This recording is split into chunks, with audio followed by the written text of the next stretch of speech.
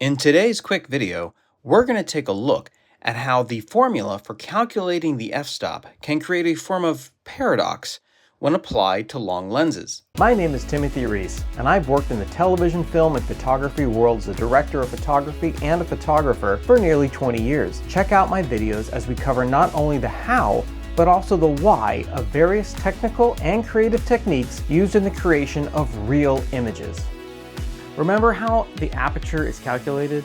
That formula f-stop equals focal length divided by the entrance pupil? The f-stop formula can create a sort of paradox though when it is applied to large, long lenses.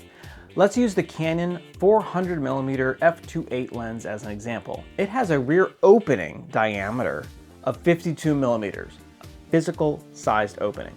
When you do the math, it can seem like the entrance pupil should be 142mm. But how is this possible? You see, the answer to this confusing outcome is actually pretty simple. Remember that the size of the entrance pupil refers to its apparent size as viewed from the front of the lens. Due to the optics of long lenses, a magnification effect occurs, which makes the size of the entrance pupil appear larger than it is. In this way, the math still works without breaking any physical laws.